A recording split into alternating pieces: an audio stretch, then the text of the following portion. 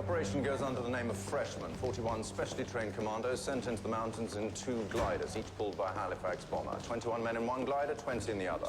The Halifaxes take them as far as the Norwegian coast, then the gliders swoop down unnoticed and land on high ground. After that, our chaps slip down to the factory and blow the damn thing to pieces. It's quite a big area. Yes, we'll need people who can establish depots, do reconnaissance. Men who know the area and, of course, speak the language. A welcoming committee of Norwegians sent out ahead. What do you want me to do? Find them. Create an operations unit.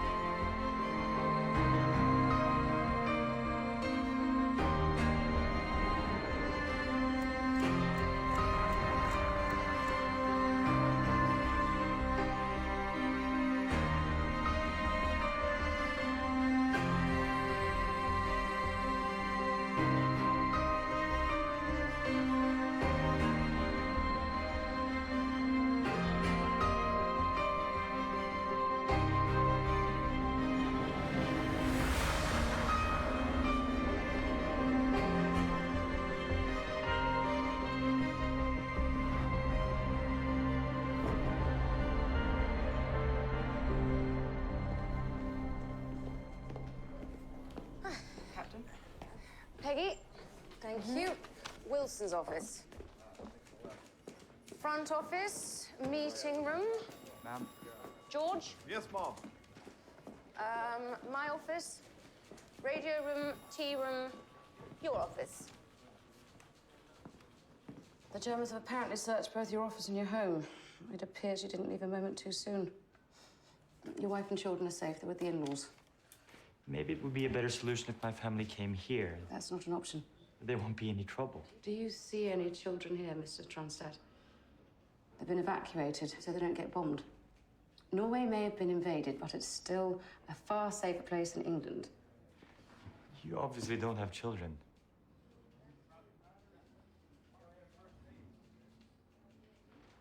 So how long have you known about the Germans' atomic program?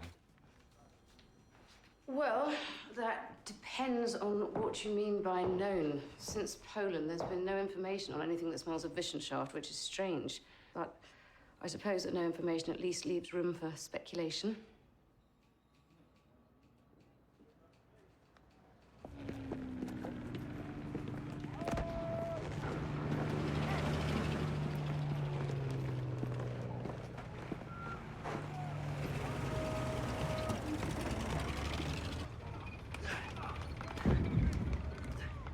Karlsson, hva sier du til en tur til Rjukan? I gjengen på 4-5 stykker, dropp over vidda og etablering av en egen base som jeg vil at du leder. Greit. Når drar vi? Når vi har funnet resten av gjengen. Sergeant Klaus Hellberg, 24 years old, fought in the battles of 1940, taken prisoner but managed to escape. A grafter who never gives up. Extremely good skier, a charmer, popular with the ladies. Second Lieutenant Knut Haugland, 25, fought in the battles of Narvik, arrested but managed to escape. Trained as a telegraph operator. He's strong and can handle whatever you throw at him. Sergeant Arne Kjellstrup, 29, a plumber. He fought in the campaign in 1940. He took a German bullet to the stomach, but was saved when it struck his barbed wire cutters. And to lead the group, Second Lieutenant Jens Anton Paulsson, 25. He took part in the Norway campaign and came over here in October 1941. Maybe the one who knows the mountains best out of the 4 of them. And there's one more. Born in New York, educated in Oslo and Berlin. A little wild and just the right kind of crazy.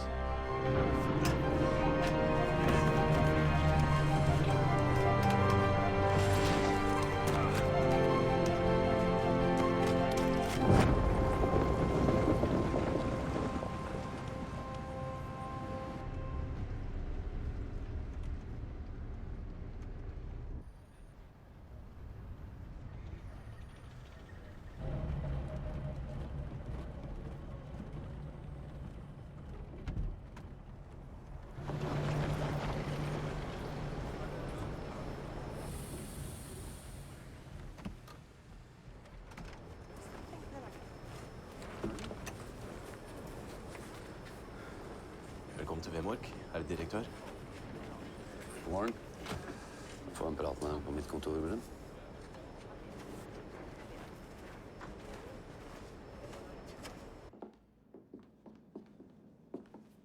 Tone Jørgensen. Velkommen. Gleder meg.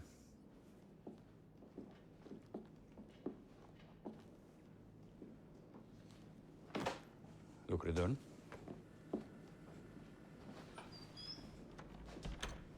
Ja. Når det gjelder Tungtvannet, jeg leste gjennom rapportene. Skumdannelse, hva mener du med det? Altså, problemet med inntaksvannet kan være en mulighet. Det er folk i Oslo som snakker om sabotasje. Jeg vil at de doble vaktene blir nøye med å registrere hvem som kommer og går. Og så vil jeg at vi sparker Danielsen. Det var nye skumdannelser i går, og Danielsen var alene på vakt. Gir de beskjed til ham? Ja? Det er jo ikke sikkert at det er han. Nei vel? Jeg fant en flaske i søppelet ved trappa i går ettermiddag. Lakserolje. Det betyr at det kan være folk fra dagskift eller nattskift eller dagen før eller enda tidligere. Og skumdannelsen kommer ikke nødvendigvis med en gang. Akkurat. Ja, men fint. Da sier vi det. Jeg vil uansett at Danielsen går. Som en advarsel til de andre eller den som har gjort det. Vi ligger alle flere uker etter levering. Og så vil jeg at du reiser til Berlin i morgen med den første leveransen av tungtvann. Det er viktig at tyskerne er fornøyd.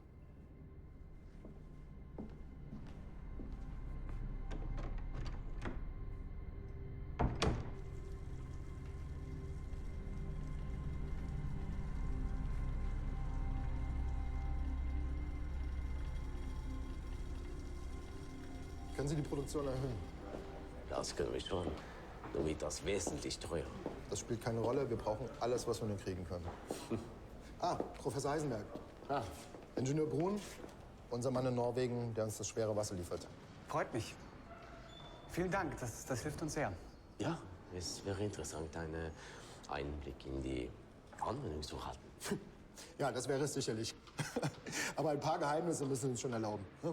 Folgen Sie mir bitte. Herr Heisenberg.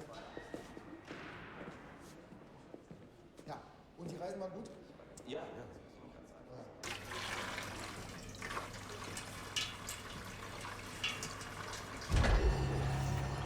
Langsam.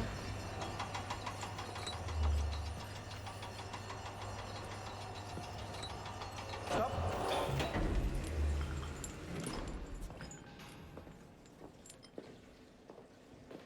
Hast du gesehen? Norwegen hat mehr geliefert als bestellt. Das ist ja großartig.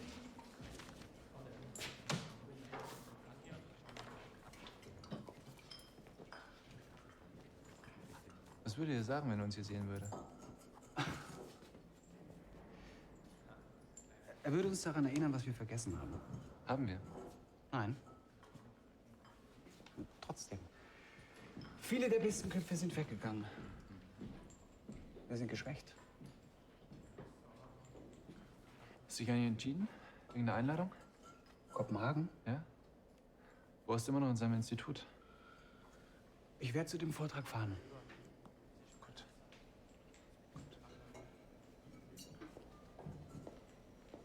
Zur Unterstützung der deutsch-dänischen Zusammenarbeit und Beziehungen.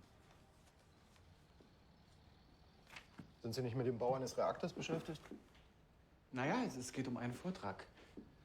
Offensichtlich ist es wichtig, dass unsere Beziehungen ins Ausland aufrechterhalten werden. Ist es das? Oder ist es Ihnen nicht vielmehr wichtig, Niels Bohr wieder zu treffen? Ich wusste gar nicht, dass wir seinen Namen erwähnen. Worüber wollen Sie denn mit ihm sprechen? Sollte es dazu kommen, über die guten alten Zeiten? Wissenschaftliches. Musik, Familie. Das Leben. Herr Heisenberg, Sie haben eine Vertraulichkeitsklausel unterschrieben. Sie sind nicht befugt, über das, was wir hier tun, zu reden. Die Dänen sind auf unserer Seite. Ihr Land ist von Deutschland besetzt. Stellen Sie sich nicht dumm. Wir wissen alle, dass Bohr mit den Briten zusammenarbeitet. Ich werde versuchen, Ihnen einen Reisepass auszustellen. Und wenn Sie zurück sind, werden Sie mir berichten, wie weit die Alliierten inzwischen mit ihrer nuklearen Forschung sind. Spionage? Nein. Das fällt unter die Kategorie alte Zeiten. Musik, das Leben, Familie, Wissenschaft. Und wenn Sie schon mal dort sind, schauen Sie, ob Sie nicht an guten Speck herankommen können. Schönen Tag. Ja.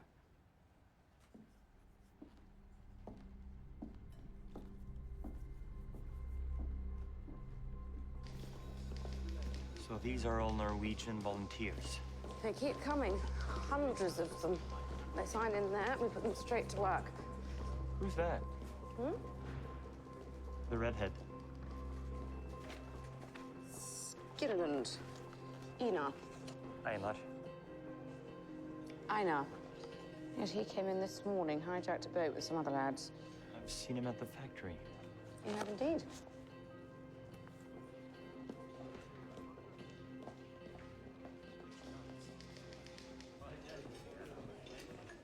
Einar Skinnelland. Leif Tronstad. Hei. Bare sett deg. Du bor på Rjukan? Ja. Jobber på Vemork? Jeg vil at du drar tilbake. Vi trenger folk til å rapportere. Du jobber der, du kjenner folkene, skiftene, rutinene, alt det vi trenger. Til hva da? Etterretning. For oss og britene. Alt du får tak i. Du får med deg en radio, og så kommuniserer du direkte til oss. Men jeg kom jo nettopp. Hva sa du til formann før du dro? At jeg skulle ha en uke ferie. Fint. Da sier vi at du er der på mandag. Det rekker jo ikke. Har du hoppet i fallskjerm før?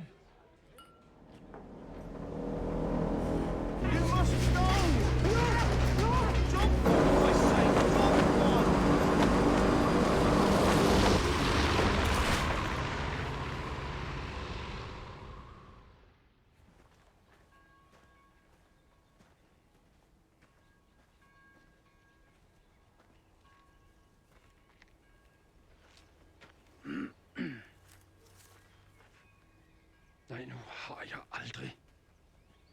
Danish for nice to see you.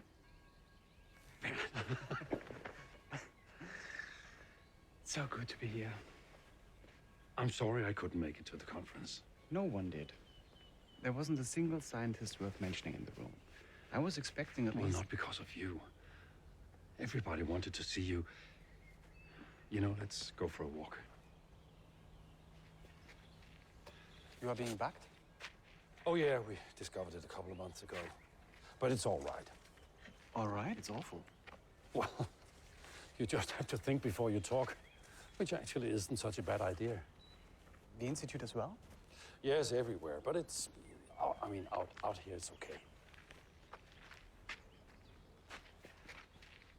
What? I don't know. I don't know how much you know.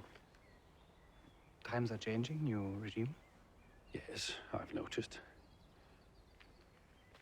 Don't you miss the old days working at the Institute together? Oh, yes, I certainly do. Copenhagen is not so far from Berlin. The thing is, I'm not allowed to say anything. I was even asked to find out about your position with the Brits. I don't care about those things. Politicians come and go, ideologies change, but science only moves forward. One discovery leads to the next. I'm not trying to sway you in any one way. But the project I'm working on is just everybody's dream. We have money, resources. It's not just a little department at an institute, it's bigger than that. I want this to happen.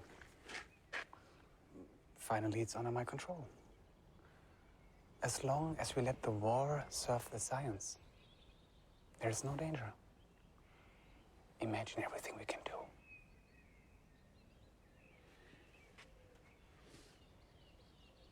Pull out of it. What? Pull out of the whole damn thing.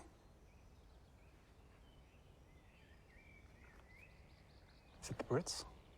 What? Have you been briefed by the Brits? No. They have absolutely nothing to do with this whatsoever. I'm the one who's telling you. You work for them. I thought I came to see a friend. Well, I'm still your friend.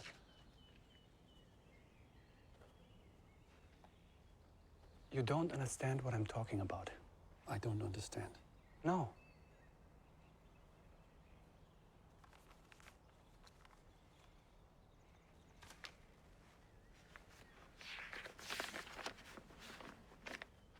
Now, you get it? Yes. I get it. You have always asked me which moral obligations we have. Well, here's my answer. Our obligations have never been bigger. Yes, but a scientist... Cut the crap. Crap. Yes, crap, Werner. You know exactly what I'm talking about.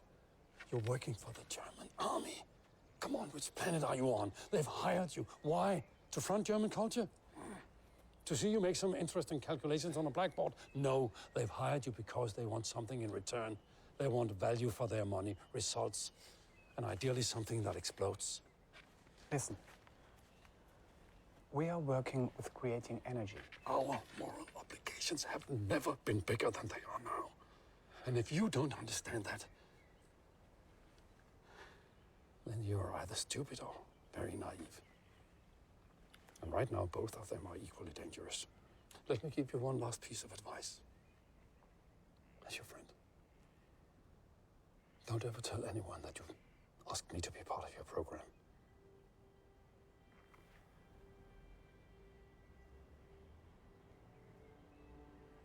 Now, would you care to join me for dinner? My wife would be happy to see you, and she's longing to hear you playing the piano. I will sit there, and I will eat, and, of course, I'll applaud.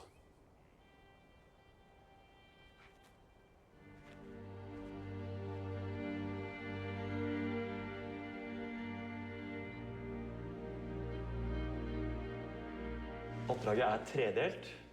Finne landingsplass for gliderne, gjøre den klar og ta imot og guide britene fram til målet. Dessuten fôre London med værmeldinger og alt annet av interesse. Tyske forflytninger, transportruter og vakthold rundt fabrikken. Vi trenger våpen. Ja, dere får pistoler, stengun, Handygun. Og handygun. Resten overlater vi til britene. Gruppen får navnet Grouse og klassifiseres under strengt hemmelig. Skal vi hete Rype? Kan ikke hete noe litt mer barskt? Falcon eller et eller annet. Moose. Shark. Dere heter Grouse. Ferdig med saken. Da er det oss fire der, eller?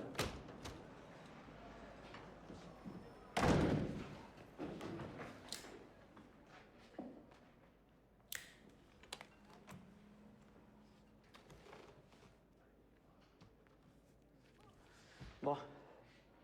Det er ikke noe. Vi snakket akkurat om det. Knut Haukeli, som dere kjenner. Skål for krigen. Skål. Skål. Dette skal være Churchill, skål, hurra! Og skam for den som ikke Churchill, skål, vil drikke. Skål. Skål.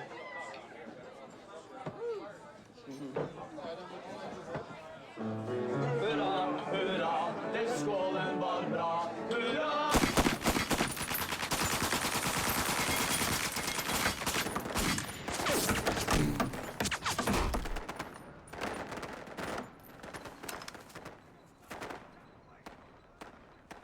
They leave in 3 weeks, past full moon. They're not ready. They're ready.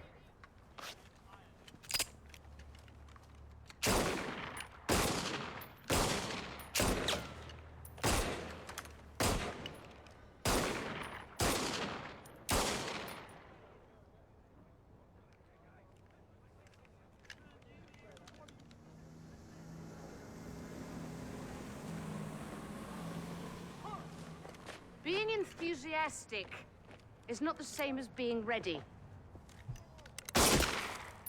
Wanting to do something is not the same as being able to do something. And being hungover is not being fit to fight. Takes a lot to convince her. I pity the husband. Her husband went down with HMS Prince of Wales last December, sunk by the Japanese. He's still missing. She works a lot. They'll be all right. Absolutely. Sooner or later. One hopes sooner.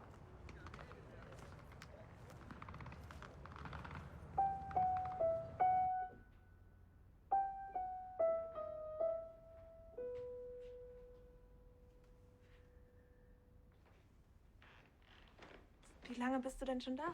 Gerade reingekommen.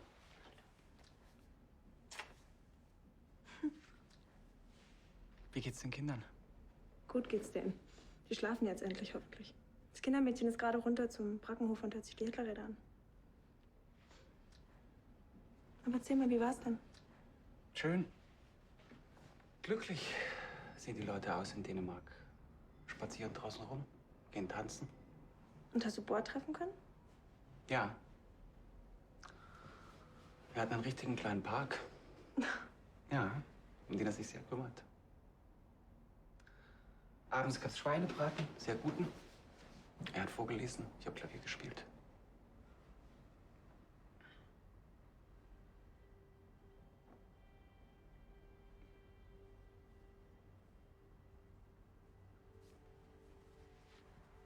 Und habt ihr auch miteinander sprechen können?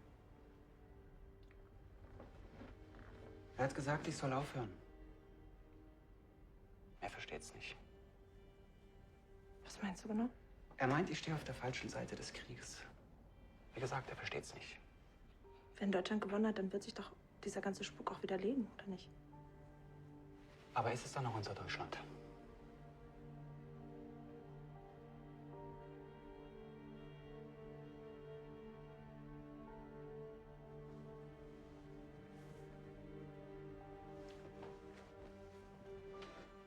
Ich dachte immer, sowas würden nur Kinder tun. Eine Freundschaft einfach so zu beenden.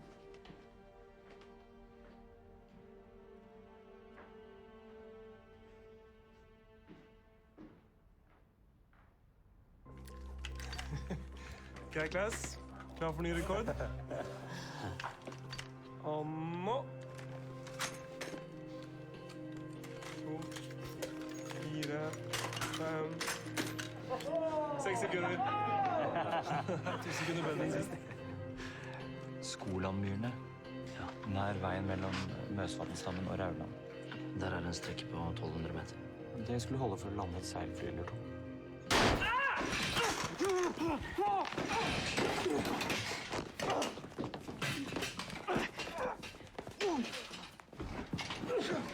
Hent hjelp!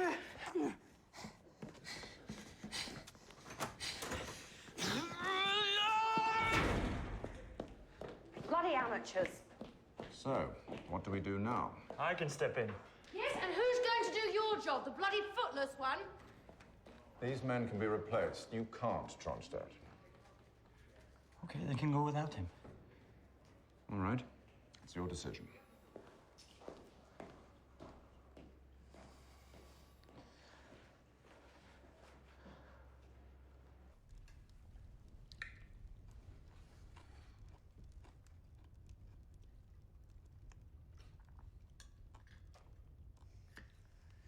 Hvorfor har du sparket Danielsen?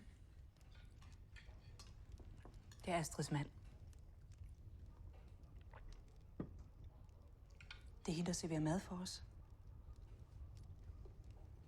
Vi spillede kort sammen i dag. Havde næsten en samtale.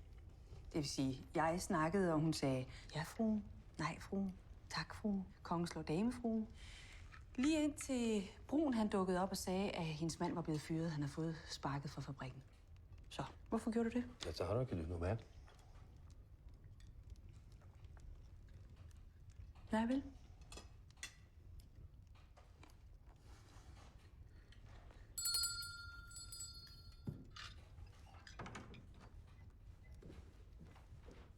jeg er færdig med at spise, tak. Var det noe galt? Vil vertskapet ha noe annet? Nej, værtskabet ønsker bare, at flere lægger sig på fuld mave i kveld. Endelig, tag resten med. Har jeg ret, min kære?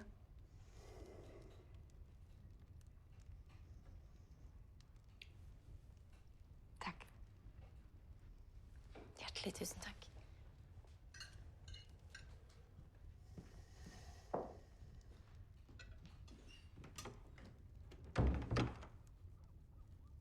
Det skal mere til for å kjøpe en sparket arbeider.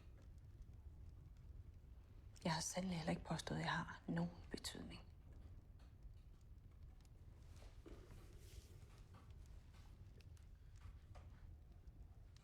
Ellen.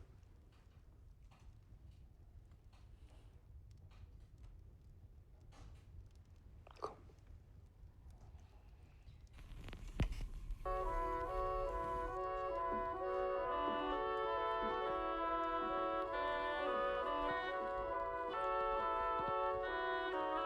Someday, when I'm awfully low, when the world is cold, I will feel a glow just thinking of you and the way you look tonight.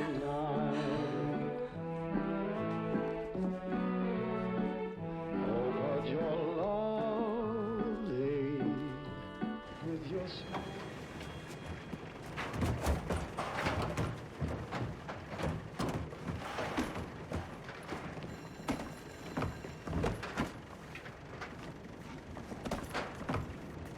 Bare finn en fin landingsplass til britene. Ikke for langt unna veien. Hvis ikke, så bare bærer vi dem. No more mishaps with pistols. I want to hear only of success. May God bless you all. Good luck, chaps. Thank you. Lykke til. King and country. King and country.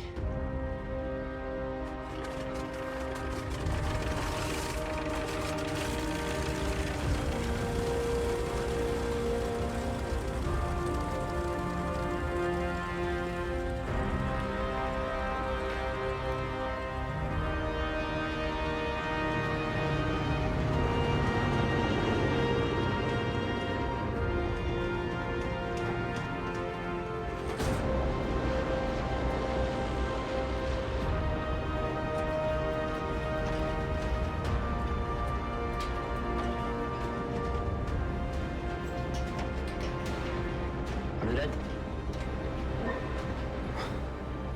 Det går helt fint her.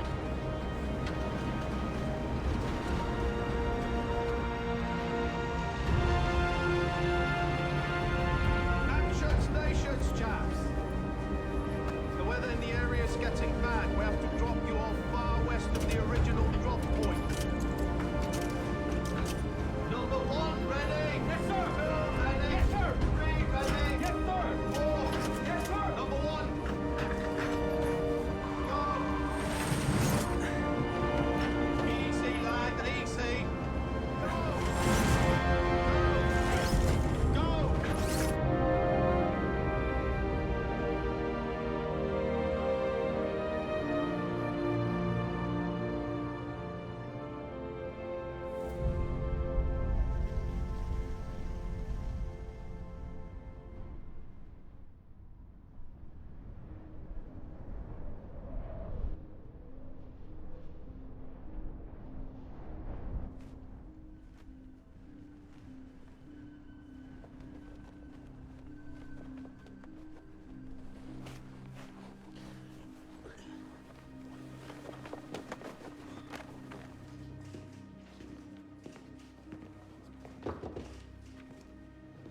Started snowing during the night. Bad weather's coming in from the west.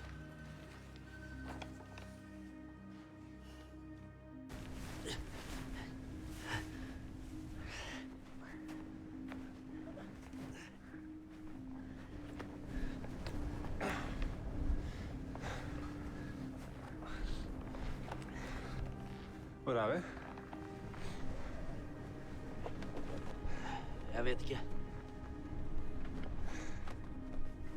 Vi skal uansett østover. Departure is set for the 19th. Landing area is 10 miles from the target, in forest marshland just outside Mustvar.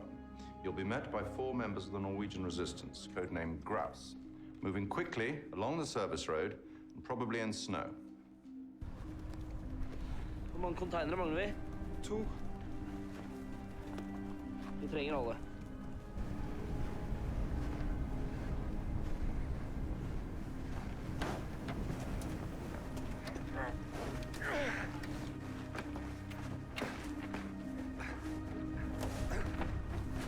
Arrival from the north, down into Vuer, then across the bridge.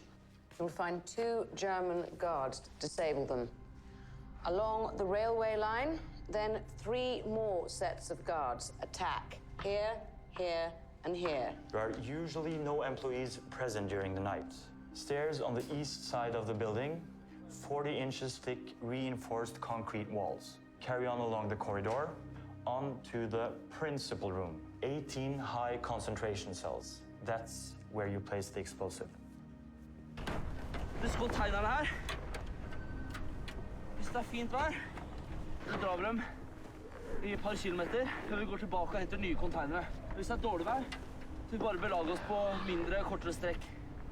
Det blir hardt, men det kommer til å gå fint, ikke sant? Jeg skjønner bare ikke hvordan de skal komme seg ut. Hvem da? Engelskmenn da? Hvis de klarer å komme seg hjem på anlegget, så må de ut igjen også. Ja, de skal gå til Sverige. Ja, nettopp. De er 41 uniformerte soldater, og de skal gå 30 mil.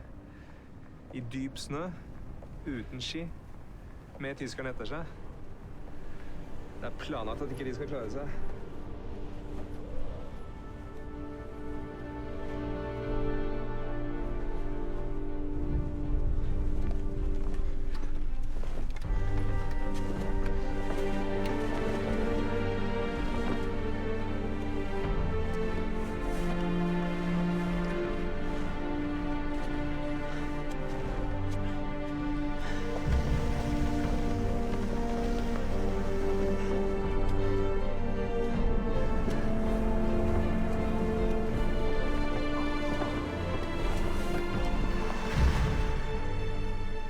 This is a cyanide pill. You will each be given one. Keep it in your mouth for the last stages of the operation. In case of German capture, bite hard. It will ensure certain death within 3 minutes.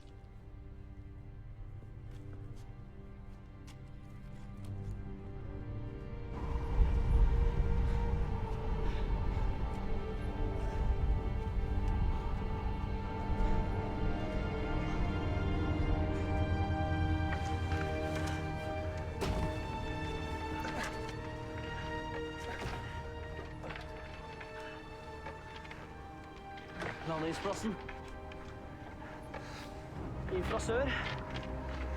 Lykter med 100 meters avstand. Peileren cirka der.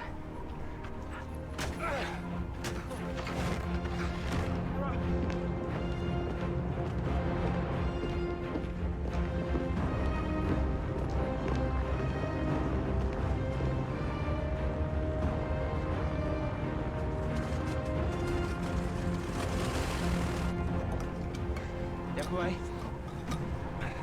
Lettet for 2 minutter siden. Klokkeslett? Det er om drøye 2 timer. Bra. Hva med været? 700 meter sikt nå, men de har sagt at det skal lette. Da setter vi i gang. Du holder dem oppdatert, vi andre tar med lyktene ut her. Kom igjen. What does this look like to you? A reactor? It's just arrived. Werner Heisenberg gave it to Niels Bohr. Bohr believes they're building a bomb.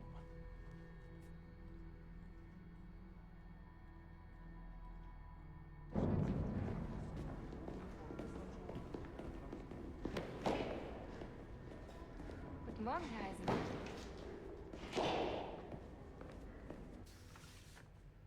Was ist das?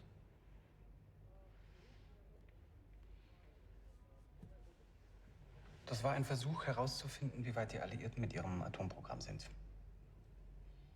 Indem Sie ihnen alles zeigen, was wir haben? Das ist nur ein winziger Teil.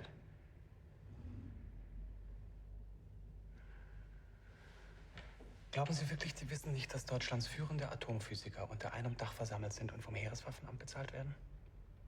Diebner wird das Uranprogramm übernehmen. Diebner? Ja.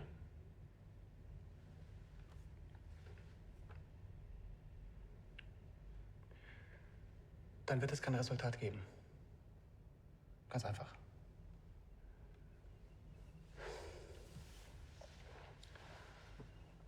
Amerika hat Einstein und Oppenheimer, um die Kapazitäten mal wieder beim Namen zu nennen. England hat Schrödinger und vielleicht auch Niels Bohr. Deutschland hat Heisenberg. Alle arbeiten an der gleichen Aufgabe. Nur Deutschland schert jetzt aus, weil es dem Mittelmaß den Vorzug gibt. Weil ein durchschnittlicher Wissenschaftler namens Kurt Diebner, ein Pragmatiker ohne jegliches tiefere Verständnis von Theorie, führende Funktion übernimmt. Das wird Deutschland zu einer Wüste machen. Ganz buchstäblich.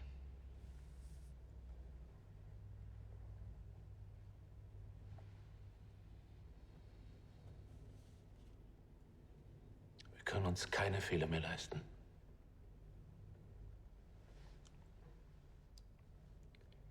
Ich weiß.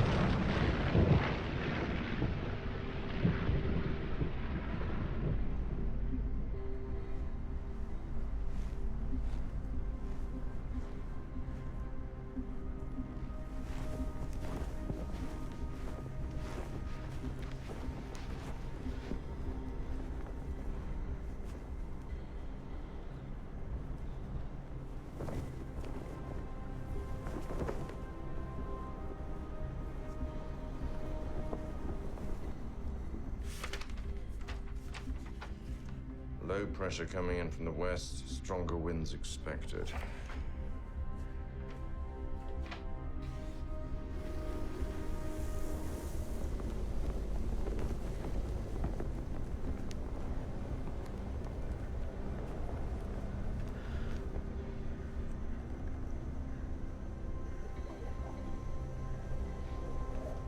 Hører du noe?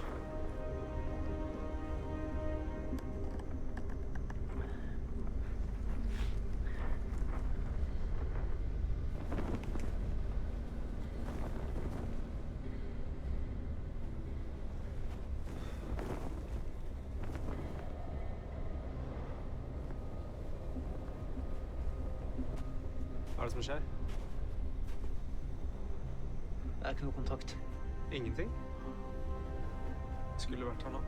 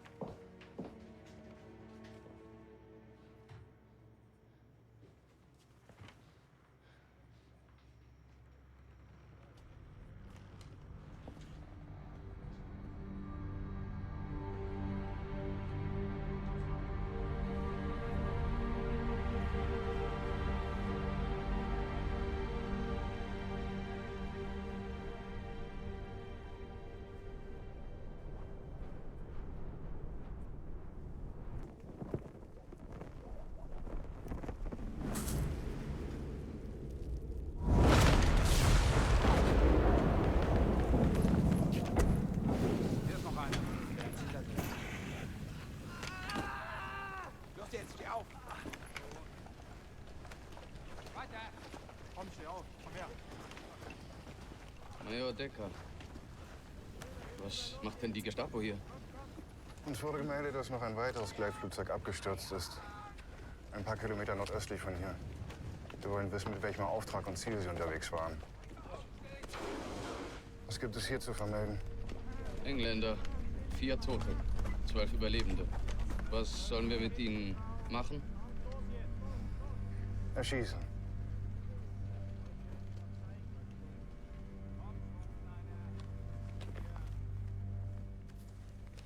Befehl des Führers. Alle Soldaten im Spezialeinsatz sind bei Gefangennahme zu eliminieren. Wir können sie doch nicht einfach hinrichten. So, so. Und wer macht nun Meldung, dass sie einen Befehl des Führers missachten? Sie oder ich?